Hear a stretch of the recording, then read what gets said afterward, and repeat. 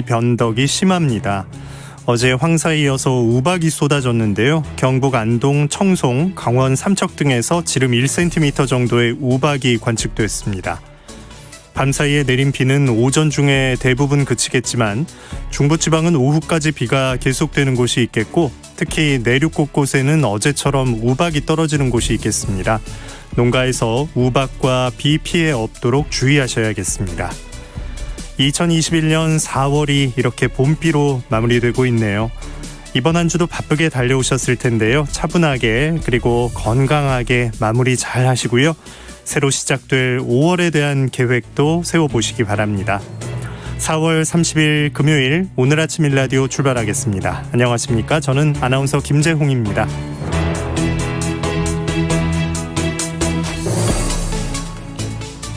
지금 가장 맛 좋고 몸에 좋은 건강한 우리 농수산물 정보가 있습니다. 새농퀴 이번 주 정답과 선물 받으실 분들 지금 바로 알려드리겠습니다.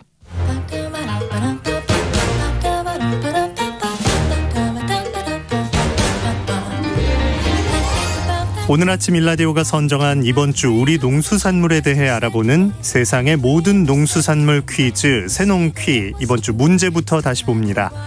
지금 가장 맛있는 해조류인 이것, 오독오독한 식감이 독특하고 칼슘과 철분 등의 영양소가 풍부한 이것, 바다의 불로초라고도 불리는 이것, 제주에서는 토리라고 부르고 고창에서는 따시래기라고 부릅니다. 이것은 토시였습니다. 이번 주에도 많은 분들이 참여해 주셨습니다. 참여해 주신 모든 분들께 감사의 인사를 드립니다. 선물 받으실 분들 알려드립니다. 농촌진흥청에서 제공하는 웰빙 잡곡 세트는 5504번을 비롯한 세 분께 보내드리고요.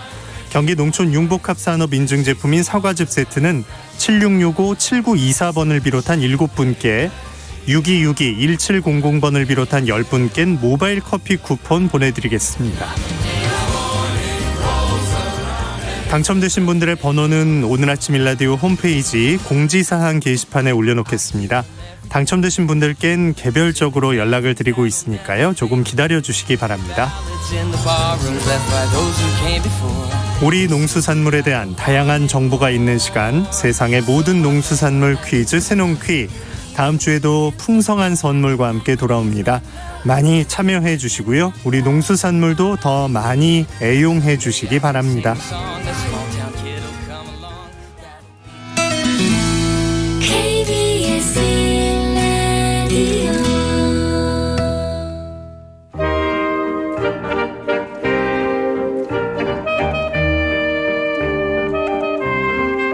들쑥날쑥한 농산물 가격에 장보기가 겁난다는 분들 많이 계십니다.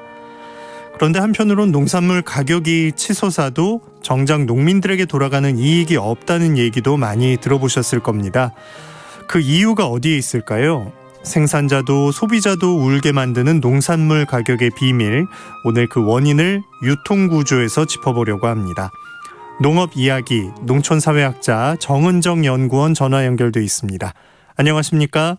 네, 안녕하세요. 네, 우리 전체 농수산물 어떤 방식으로 유통되고 있는지 크게 좀 먼저 살펴볼까요? 가장 대표적인 방법은 그 경매 입찰 방법인데요. 그 농수산물 도매시장의 이 도매시장 법인, 즉 경매회사를 통해서 거래하는 제도입니다.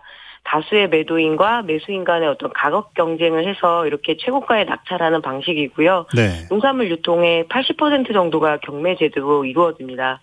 그리고 수의 매매 제도가 있는데요. 이거는 도매시장 법인이 출하자 및 그리고 구매자와 협의를 해서 가격과 수량 그리고 어떤 거래 조건을 결정하는 방식으로 상대 매매라고도 합니다. 또 다른 하나는 시장 도메인 제도가 있습니다. 이 시장 도메인 제도란 농수산물 도매시장 또는 이제 민영 농수산물 시장이 있는데요. 여기서 도매시장의 개설자로부터 지정을 받고 농수산물을 매수 또는 이제 위탁받아서 도매를 하거나 매매를 중개하는 이제 법인입니다. 직거래 방식을 유지를 하고요. 출하자와 어떤 도매상이 쌍방 협의를 해서 거래 금액과 거래량을 결정을 합니다. 장점으로는 일단 거래 시간이 단축이 되고 협상에 의해서 거래가 진행되기 때문에 농민들이 가격 결정에 참여할 수 있다라는 그런 면이 있고요. 그리고 또 중요한 유통의 한 축입니다. 뭐 대형마트라든가 그리고 대형 유통업체가 거대한 자본을 이용을 해서 산지에 직접 투자를 하고 수집해서 이렇게 직거래하는 방식도 있습니다. 네. 네. 크게 네 가지 정도를 봤는데 우리는 국가 차원에서 그 농산물 공급 공공성을 확보하려고 공영 도매 시장을 운영하고 있죠. 네, 1980년대 이후에 농산물 유통은 이제 주산지 중심의 생산자 조직화와 그리고 또 규모화를 토대로 해서 광역권, 그러니까 특별시, 광역시 그리고 또 각자 이게 시군 단위에서 이런 소비지 도매 시장과 대형 유통업체 중심의 유통 체계를 갖춰왔는데요. 국가는 농산물 거래에서 이 공영성을 확보하고 그래서 전국에 한 33개 정도의 공영 도매 시장을 설치했습니다. 그리고 이거는 법에다 이렇게 정해져 나왔고요. 우선 국내 농수산물 도매 시장은 2018년 이제 기준으로 보게 되면 총 49개가 있는데 지방 공영 도매 시장이 23개이고요. 그 다 같이 포함하면은 공영 시장은 33개소이고 나머지는 이제 민간 영역입니다. 그중에서도 가장 큰 규모는 가락동 농수산물 도매 시장이고 1985년도에 개설을 했습니다. 이 법은 보통 농안법이라고 하는 농수산물 유통 및 가격 안정에 관한 법률에 이렇게 기반을 하는데요. 여기에서는 이 도매시장 관련한 전반적인 조항들을 다루고 또 이렇게 농산물의 어떤 생산 조정이나 출하 조절 등 이런 어떤 방대한 어떤 규정과 내용을 담고 있기 때문에 네. 가장 핵심적인 법이라고 할 수 있죠. 네. 자, 전국에 공영 도매 시장이 33개 정도 있는 건데 그 가락 시장이 갖는 또 위치가 좀 있잖아요. 우리 농산물 가격 기준이 만들어진다 이런 느낌이 있어요. 네, 그래서 뭐 항상 이렇게 뉴스에서 보게 되면 오늘 이제 가락동 시장에서는 얼마에 네. 뭐 판매된다 이런 것들이 항상 전국의 기준이 되거든요. 그 도매시장 중에서 특광역시 도매시장의 거래량이 연간 567만 7천 톤에 이릅니다. 2018년 기준으로 보게 되면 33개 공영 도매시장 이 거래 물량을 기준으로 보게 되면 그 가락동 시장이 갖고 그 전체에서 보게 되면 가락동 시장에서 갖고 있는 그 물량이 약 37%에 달하거든요. 그러니까 지역에서는 11.7% 그리고 나머지는 거의 수도권과 그리고 특광역시에서 갖고 있으니까 이 가락 시장이 갖고 있는 엄청난 비중이 있는 거죠. 그래서 가격들을 거의 결정하는 그런 역할들을 하고 있다 이렇게 평가를 하고 있습니다. 네. 예. 거기선 어떤 제도를 쓰고 있는 겁니까? 예, 오늘 그 문제인데요. 가락시장에서는 가격 결정 제도를 경매제라는 제도만 좀 허용을 하고 있습니다. 예. 그래서 뭐 국내 최초의 그 농수산물 공영 도매 시장이기도 하고요. 그런데 이제 최근 이 시장 도매인제도 도입을 둘러싸고 좀 혼란과 논란에 빠져 있죠.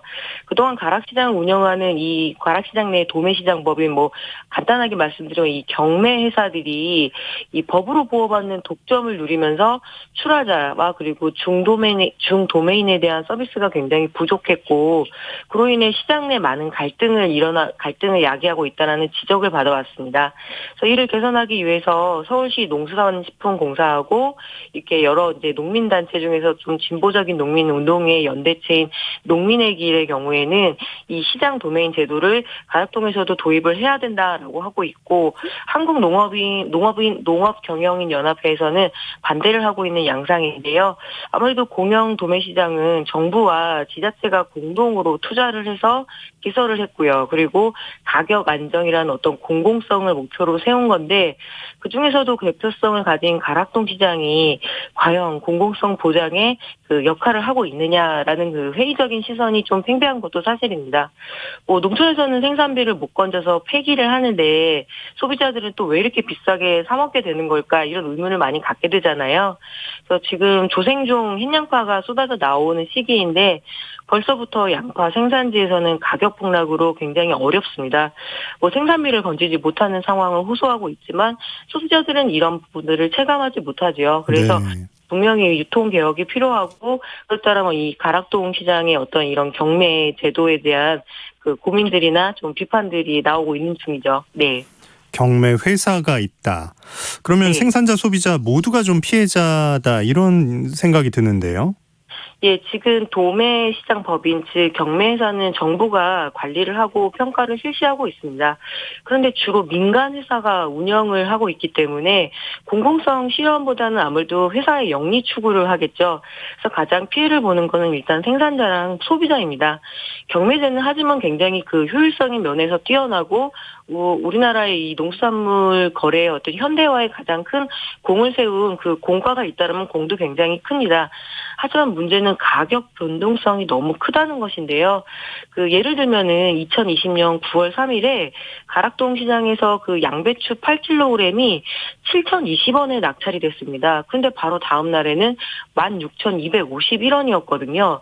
무려 131%가 급등을 했고 또 다시 그 다음 날은 8,723원으로 46%가 폭락을 했습니다. 그래서 이게 무슨 도박장이냐 투전판이냐 이런 이야기들이 참 많았는데요. 네. 소비자들은 이 가격 중에서 가장 높은 가격으로 책정되는 가격에 사 먹게 돼 있습니다. 농민들은 생산비도 건지기 어려운 상황이고 그렇기 때문에 이 들쭉날쭉한 가격 변동성을 좀 해결해내기가 이제 경매제가 어려운 거죠. 그래서 이런 부분에 대한 고민들인데 아무래도 이 유통 과정에서 이득을 얻는 주체가 좀 따로 있기 때문이겠죠. 네. 그러니까 생산자는 싼 가격을 제시해서 파는 건데 살 때는 왜 이렇게 되는 건지 이득을 가져가는 게 누군가요? 네, 지금 도매시장 법인은 모두 농업과 무관한 좀 거대한 기업들이 장악을 하고 있는데요. 2020년 코로나19 상황에서 독점 수탁권을 가진 이 경매회사들이 가락시장 개설 이래 최고액인 그 순수익 320억 원이나 벌어들였습니다.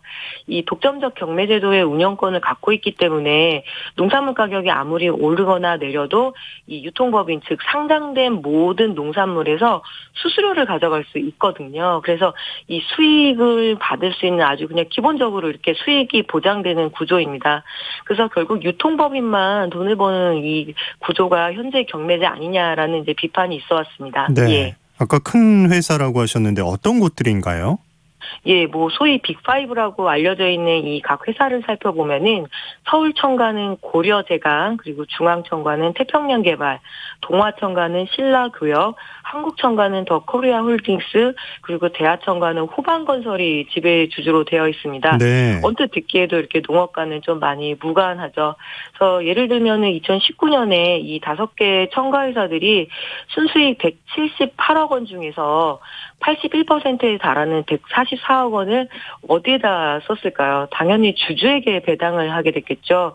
그래서 어떤 이게 광영, 공공성, 공영성의 그 취지에 맞느냐 이런 이야기들을 하고 또 이 회사를 매각하는 과정에서 뭐 이렇게 그 시세 차익을 올리기도 하고요. 그래서 결국에는 시장 경제 체제에서 수익을 내는 것과 주주들에게 배당금을 주는 것은 문제가 아닙니다만은 이 공공성을 목표로 한 공영 시장에서 오로지 이런 경매 제도만을 허가를 하고 독점을 이렇게 준다라는 것 이거에 대해서는 좀 비판을 할 만하다고 생각합니다. 예. 네. 그래서 대안으로 좀 생각되는 게 시장 도메인제인데 이건 정확히 어떤 제도라고 보면 될까요? 예, 시장 도메인 제도는 출하자와 이 시장 도메인이 협의를 해서 가격과 수량 결정 등을 하고 그리고 수의 매매 계약이라고 하죠. 경쟁이 아니라 이제 결정을 합의에 따라서 결정을 하는 건데요. 도매시장 법인과 함께 출하자와 소비자의 권익보호를 위해서 거래 물량이나 가격 정보 그리고 재무 상황 등을 공시를 해야 된다는 규정이 있습니다. 여기에 또 한 걸음 더 나아가서 공익형 시장 도메인 제도는요.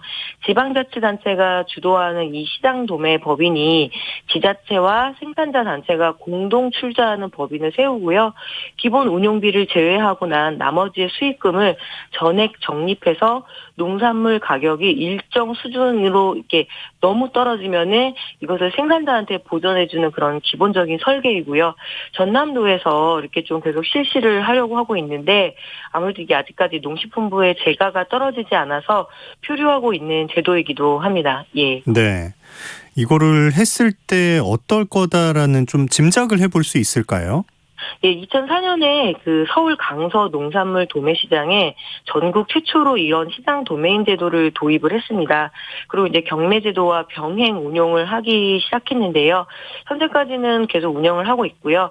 농산물의 어떤 가격과 수급의 불안정성에 대한 이 문제가 꾸준히 지적을 받는 거잖아요. 그래서 이에 농민의 길에 소속된 농민단체나 여러 이제 그 단체들은 이 시장 도매인 제도가 그 농민들이 가격 결정에 참여할 수 있다. 그리고 지금 가락동 시장 체제에서는 경매제만 운영이 돼서 독점 경향이 너무 강하다. 이렇게 계속 비판을 했던 건데 이 강서도매 시장의 경우에 병행을 해보니까 이 수칙, 그러니까 농산물의 수칙 가격, 그러니까 생산자의 수칙 가격과 농산물 품질의 향상 그리고 물류 체계 개선 등 효과가 분명 있었다라고 이렇게 계속 이야기를 하고 있고요. 그렇지만 이제 문제는 뭐냐면 중간에 대금 미지급 사태가 한번 있었습니다. 그래서 이에 대한 대책도 분명히 강구되어야 될 겁니다. 예. 네, 병행을 해봤더니 이런 걸 좀 알 수 있었는데 네. 이게 약간 협상을 해야 되잖아요. 그 과정에서 좀 영세소농에겐 효용성이 있을까 이런 지적도 있을 것 같은데요. 예, 농산물 시장의 거래량과 그리고 수익성이 감소를 하고 또 상장, 경매, 거래 위축이 될 것이다라는 게 이 시장 도매인 제도의 좀 우려였습니다. 그렇지만 이 경매 제도의 가장 큰 장점이 분명히 있어요. 대량의 농산물을 거래를 하고 처리할 수 있는 효율성인데 그런데 이 시장 도매인 제도가 아무래도 이 유통정보 차단 때문에 출하자의 시장 교섭력이 약화되는 것 아니냐. 그리고 무엇보다 이런 거대한 물량을 처리하기 위해서는 아직까지 인프라가 부족한 상태에서 이 시장 도매인 제도를 도입하는 것이 좀 시기상조라는 그런 의견도 있습니다. 어떤 제도든 다 장단점이 있기 마련인데요. 이 시장 도매인 제도의 가장 특장점이 상하차나 어떤 진열 그리고 이런 것들의 유통 단계가 생략이 됩니다. 그래서 거래가 굉장히 신속해지고요. 그리고 출하자들이 어떤 가격에 이렇게 협상을 할 수 있다라는 그런 장점이 있는 거에 반면에 이 대금 정산에 있어서 거래 조작이 있을 수도 있고 또 정산이 이렇게 지연되는 위험이 있기 때문에 이런 부분까지는 좀 냉철하게 봐야 할 것 같습니다. 네. 예. 요즘 뭐 인터넷으로 직접 주문하기도 하니까 네네. 이런 시대가 변한 것 같은데 이런 흐름이 농업계에서는 좀 먼 얘기처럼 느껴지는 게 이상하네요. 생산자, 예. 소비자가 다들 좀 이익을 보고 웃을 수 있게 그렇게 유통체계를 만들려면 어떤 방법들이 필요할까요? 예, 근래 시장 도매인 제도를 기본으로 하는 농산물 공영 도매시장 개혁을 위한 청와대의 청원도 지금 올라와 있는 상태입니다. 경매제냐 혹은 시장 도매인제냐 이런 양자택일의 문제를 떠나서 현재 농산물 공영 시장의 공공성 강화라는 이 목표를 재설정하고요. 개혁이 필요한 것은 분명합니다. 그리고 다양한 유통 경로가 생겼고 이런 온라인 물류에 대한 고민도 농업계에서 좀 해야 될 것 같고요. 그리고 지방 도매시장의 경우에는 오히려 거래량이 줄어들고 참 이상한 게 생산지에서 그 지역에서 난 신선한 농산물을 구매를 하려면 더 어려워집니다. 그래서 꼭 너무 이런 수도권이나 광역시 중심이 아니라 지역 농산물 시장의 어떤 활성화 이런 문제까지도 함께 고민을 해야 됩니다. 네. 도매시장을 둘러싼 외부시장 환경이 굉장히 급격히 변하고 있는데요. 현재 관계자들의 의견 대립만 좀 심화되고 있는 양상입니다. 거시적인 농정 목표에 부합하는 방향으로 이 도매시장의 현안을 풀어가기 위해서 정부가 좀 주도적으로 나서야 될 것 같습니다. 네. 우리 농업을 업시키고 농촌과 농민의 삶을 업시키는 농업 이야기 정은정 연구원과 함께했습니다. 고맙습니다. 네, 고맙습니다.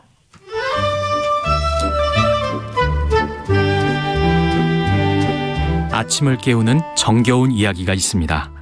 매주 월요일부터 토요일 오전 6시 15분 KBS 오늘 아침 일라디오.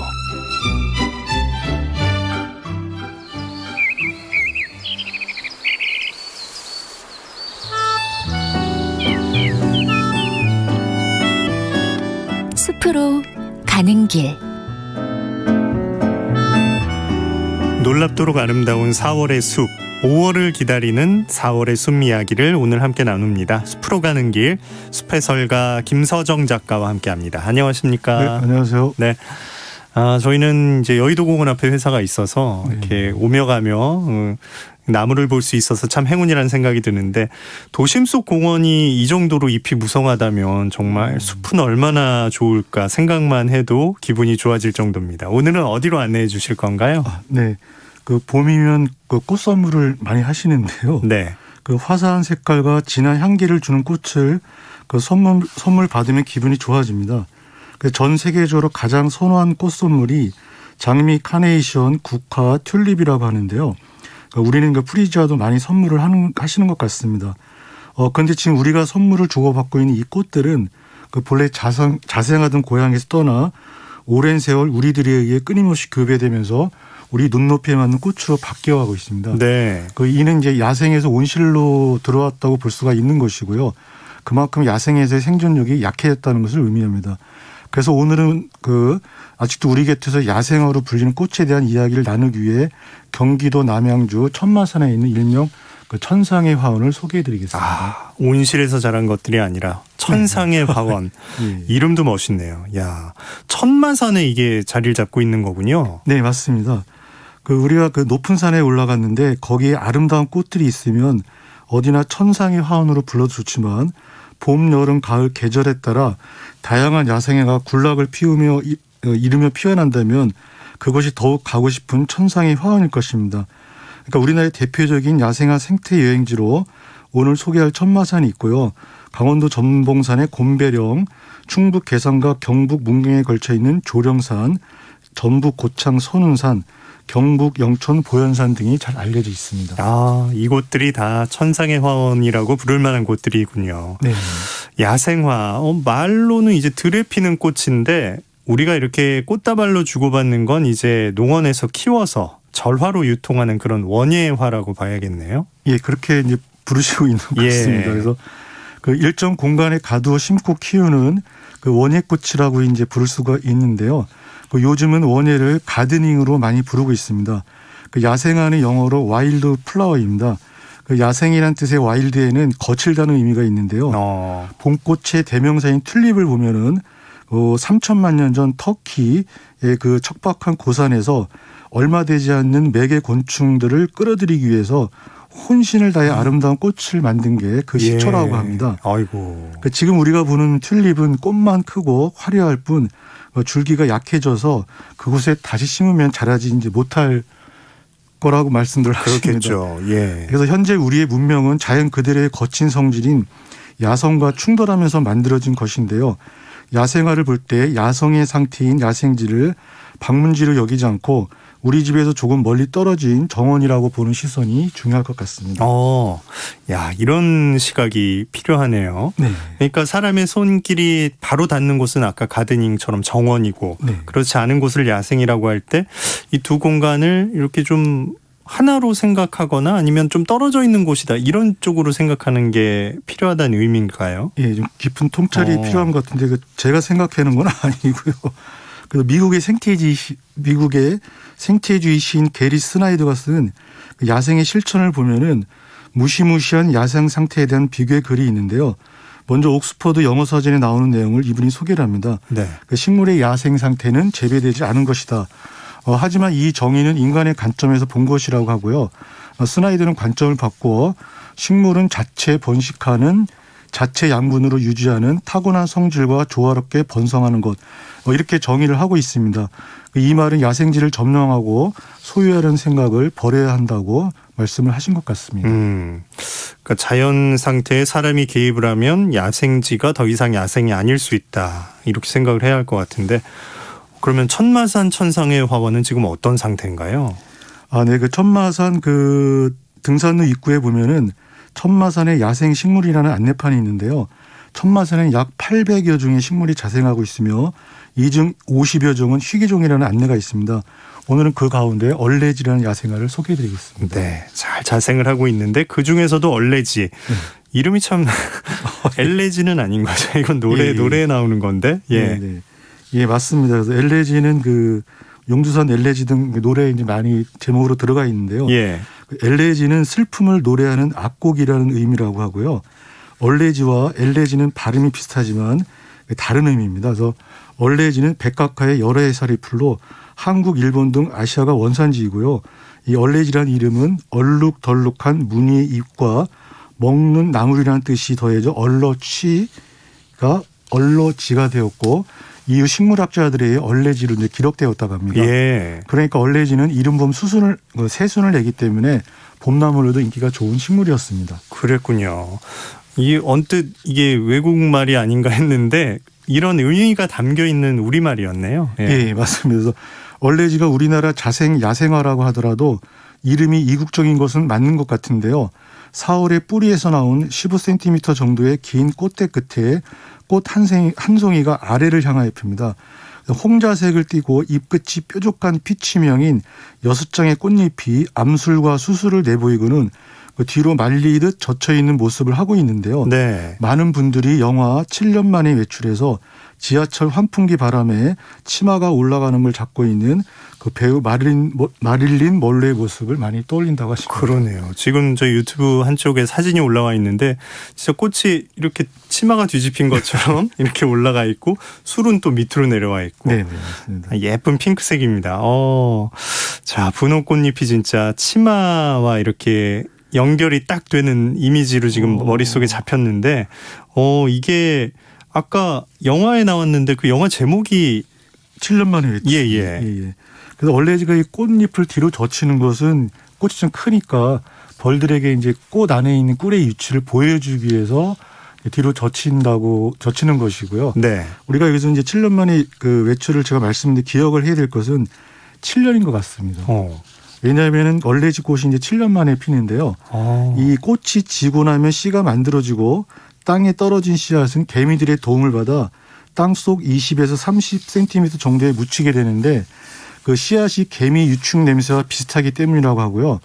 1년이 지나면 꽃대가 만들어지고 2년째부터 이파리를 내다가 7년 정도가 되면은 그 화려한 꽃을 보름 정도 피우고는 또 씨앗을 만들기에 꽃이 이제 시들어가게 됩니다. 예. 그래서 얼레지를 보는 즐거움은 이 꽃 말고도 얼룩덜룩한 잎에도 있는데요. 이 얼룩무늬는 주변의 환경에 맞춘 일종의 보호색입니다. 네. 동시에 엽록소 생산을 아껴 에너지를 비축한 증거라고 합니다. 이처럼 생존을 위한 식물의 현명한 선택이라고 볼 수가 있습니다. 얼레지 정말 신기한 식물이고 꽃이네요. 잎도 그렇고 꽃도 그렇고. 야, 이걸 예전에 그러면 아까 취로 처음엔 네네네. 취가 붙었으니까 예. 먹는 걸로 이렇게 처음에 발견을 했다면 상당히 좀 길러 먹고 싶은 생각도 있었을 것 같은데 이게 야생에서만 또 이렇게 발견되는 이유가 있겠죠? 예. 그래서 야생화 얼레지를 원예로 해서 그 씨를 이제 판매하고 있는 것을 제가 인터넷에서 봤는데요. 네.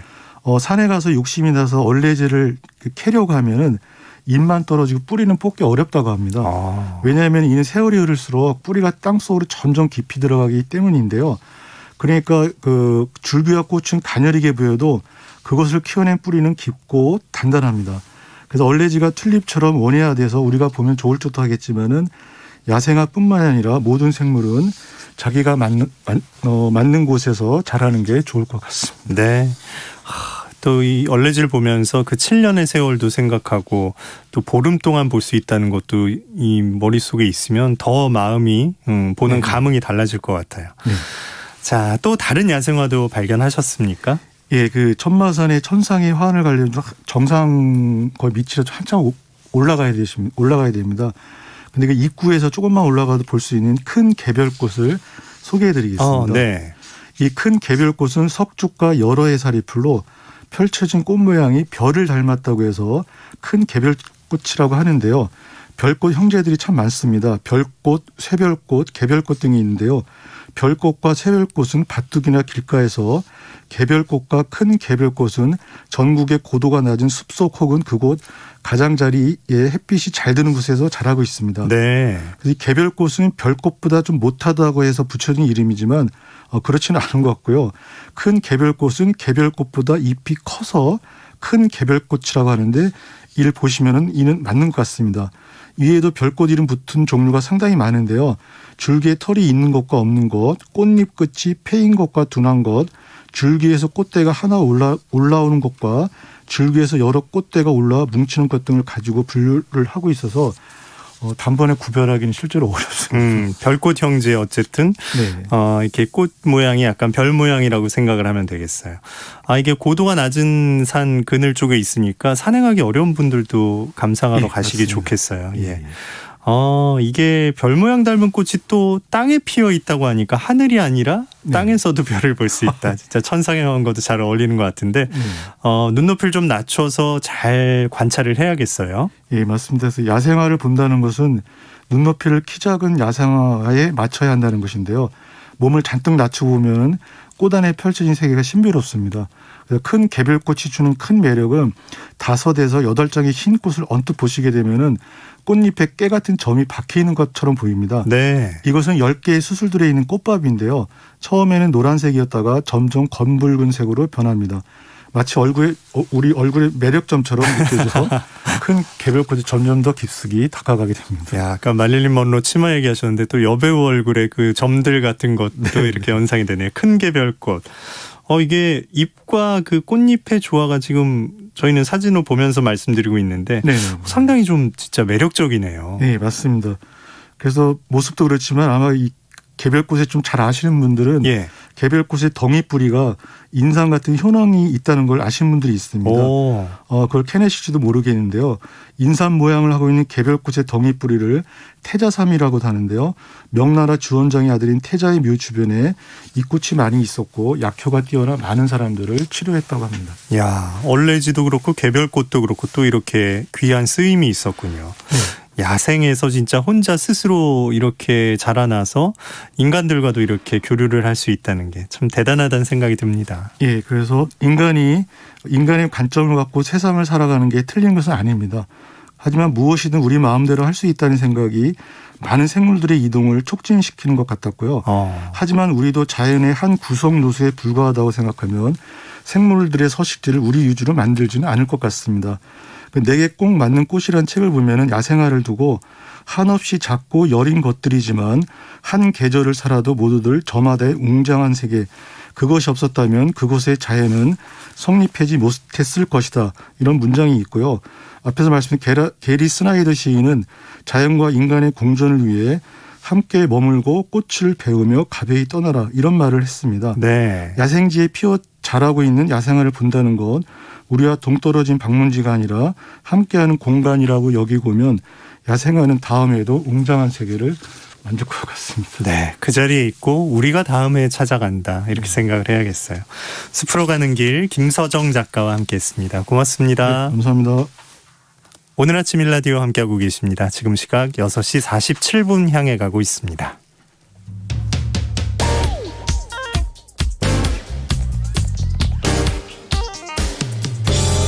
오늘 아침 뉴스 브리핑 정상근 기자와 함께합니다. 안녕하십니까? 네, 안녕하십니까? 네, 코로나19 현황부터 살펴볼까요? 네, 어제 0시 기준으로 발표된 코로나19 신규 확진자 수는 모두 680명입니다. 다시 700명대 아래로 내려왔는데요. 오늘도 비슷한 수준의 확진자가 나올 것으로 예상이 되고 있습니다. 오늘은 백신 관련 소식이 있는데요. 지난 2월 말에 이 코로나19 백신 접종이 시작된 이후 지금까지 1차로 백신을 맞은 사람이 누적 300만 명을 넘어섰습니다. 정부는 이달 말까지 300만 명 접종을 목표로 했었는데요. 최근 일주일 사이에 접종 기간이 늘어나면서 속도가 붙었고 일주일 사이에 100만 명이 접종을 했습니다. 지난 한 주 동안 백신 접종 예약을 한 뒤에 접종을 받지 않은 사람이 이 대상자의 0.68%에 불과해서 정부는 이 같은 추세라면 11월에 집단 면역을 달성할 가능성이 높다라고 기대를 했습니다. 한편 어제는 정부가 2차 백신까지 맞은 뒤에 그 2주가 지난 접종 완료자에게 자가격리를 면제해주는 방안을 시행하기로 했다라는 소식을 전해드린 바 있는데요. 네. 여기에 요양병원 접촉 면회를 허용하는 방안도 검토 중에 있습니다. 그리고 요양병원 종사자들이 일주일에 2차례씩 실시하는 진단검사 횟수도 줄여나간다라는 계획입니다. 네. 자, 나라 밖을 보면 인도 상황이 조금 심각해지고 있어요.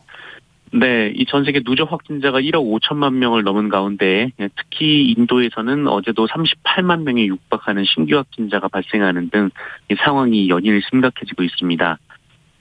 하루에 사망하는 사망자 수도 3,600여 명에 이르는데요. 이 거리 곳곳에서 병상을 구하지 못한 환자들이 산소통에 의지하고 있고 또 주차장에 마련된 임시 화장터인 빈자리를 찾아보기도 힘듭니다. 네. 이 교민 사회도 비상인데요. 인도에 체류 중인 한국인 약 10,000여 명 가운데 이 누적 확진자가 120명이고요. 이 가운데 50명 정도는 최근 2달 사이에 감염이 됐습니다. 이 증상이 심해지는 경우도 있습니다만 이 병상 확보도 쉽지 않은 상황이고요. 상황이 이렇자 국제사회가 인도를 돕기 위해 팔을 걷어붙이고 있는데요. 이 백신을 자국 패권에 이용한다는 비판을 받고 있는 미국 정부도 이 아스트라제네카 백신 2,000만 회분과 의료 장비 등 그 1억 달러 규모의 긴급 물품을 보내겠다라고 발표했습니다. 우리 정부도 산소 발생기를 포함해서 여러 가지 필요한 물품들을 지원하기로 했는데요. 이와 별도로 좀 어려움에 처한 우리 교민들을 지원하기 위해서 자유롭게 드나들 수 있는 외교 행랑을 이용하고 있고 또 귀국을 희망하는 그 교민들의 원활한 입국을 위해 이 부정기 항공편 운항도 조율하고 있습니다. 네. 검찰총장이죠? 네, 이 검찰총장 후보 추천위원회는 어제 회의를 열고 이 차기 검찰총장 후보로 4명을 박범계 법무부 장관에게 추천했습니다. 박범계 장관은 이들 중 1명을 문재인 대통령에게 제청하고요. 문재인 대통령이 임명하면 이 국회 인사청문회를 거친 뒤 차기 검찰총장에 취임하게 됩니다. 이 4명은 김호수 전 법무부 차관, 구본선 광주고검장, 배선범 법무연수원장, 이 조남관 대검찰청 차장검사입니다. 이 유력 후보로 꼽혔던 이성윤 서울중앙지검장은 후보군에 들지 않았습니다. 이 김호수 전 차관은 사법연수원 20기로 법무부 차관을 지내며 박상기, 조국, 추미애 전 장관을 보좌했습니다. 이 구본선 고검장은 윤석열 전 총장과 동기인 23기로 대검 차장검사를 지냈고요. 이 배성범 연수원장 역시 23기로 서울중앙지검장을 거쳤습니다. 이 조남관 차장검사는 24기로 현재 검찰총장 직무를 대행 중입니다. 네.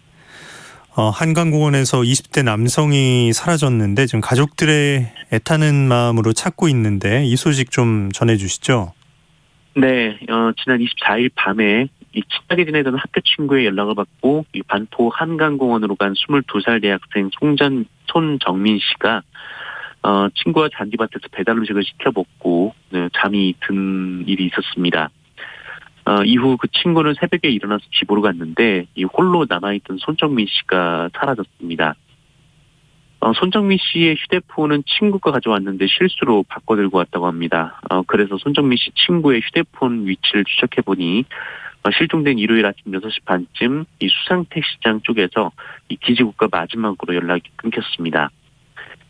그리고 오늘까지 여태째 실종 상태인데요. 네. 이 잔디밭에는 CCTV가 없어서 현재로서는 추적할 단서가 없습니다. 이 목격자 등장이 절실한 시점인데 이 부친은 인터넷에 아들의 이름과 얼굴을 공개하며 제발 찾아달라라고 호소를 하고 있습니다. 손정민 씨는 마름모 무늬가 새겨진 긴 셔츠에 검은색 바지, 흰 운동화를 신었습니다. 혹시 보셨거나 혹은 당시 주변에 이 차량을 주차하신 분들은 경찰에 꼭 연락 주시기를 당부드립니다. 네. 자, 육군훈련소 인권침해 실태에 대해서 인권위원회가 조사에 들어갔다고요? 네, 이 세면과 화장실 이용을 제한하는 코로나19 방역 조치로 훈련병들의 인권을 침해했다는 지적이 제기된 육군훈련소를 포함해서 육해 공군 해병대 군 훈련소에서 생활하는 훈련병들을 대상으로 국가인권위원회가 실태조사를 하기로 했습니다. 인권위는 군 훈련소에 입소한 훈련병의 식사, 위생, 의료 등 기본적인 생활 환경과 훈련병에 대한 코로나19 대응 체계, 이 격리병사 관리 현황 등을 확인합니다. 이 조사는 외부 전문기관이 인권위 조사관과 함께 각 군 훈련소를 방문하는 방식으로 진행이 됩니다. 한편 군인권센터는 육군훈련소의 경우 생활관별로 화장실 이용 시간을 단 2분씩만 허용했다 이렇게 주장을 했습니다. 심지어 조교들은 화장실 앞에서 타이머를 돌리며 2분이 지나면 욕설 등 폭언을 했다고 하고요. 아예 다음 차례 화장실 이용 기회를 박탈할 때도 있었다 이렇게 주장했습니다. 네. 정부가 수도권 신규 택지 발표를 연기했다고요? 네, 이 정부가 이달 중에 공개할 예정이었던 신규 공공택지 발표를 연기했습니다. 이 발표를 하려던 후보지에 이미 투기꾼들이 몰려와서 땅을 사들인 정황이 너무 선명했고 그걸 알고도 발표를 할 수가 없었던 겁니다. 네. 앞서 정부는 이사 공급 대책을 발표한 후 같은 달 24일 광명 시흥 7만 호 등 총 10만 1,000호의 입지를 공개한 바 있는데 아시다시피 이후에 LH 사태가 터진 바가 있습니다.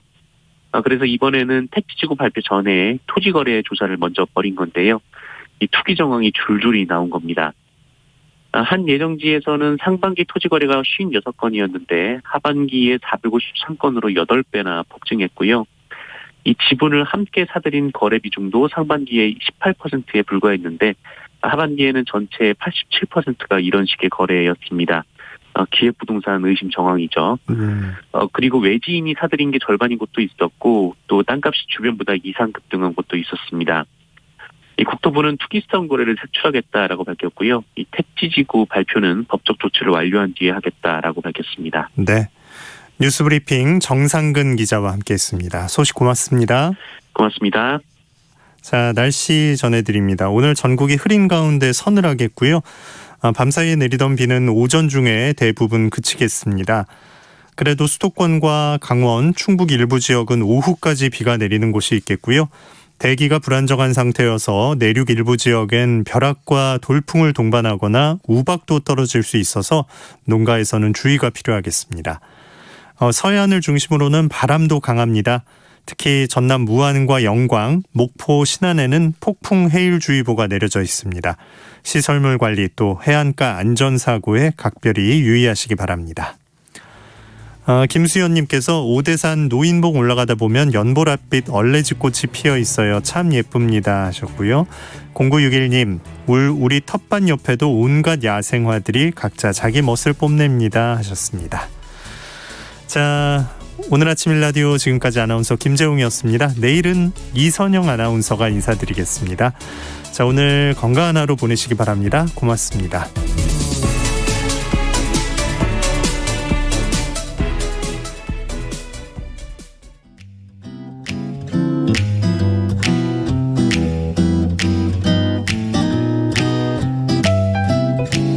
안녕하세요. 바른말 고운말입니다.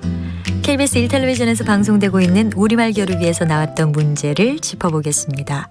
오늘은 우리말 달인 도전 1단계 문제에 출제됐던 것으로 2개 중에서 맞는 표현을 고르는 문제입니다. 먼저 발간 연도와 발간 연도 중에서 어느 것이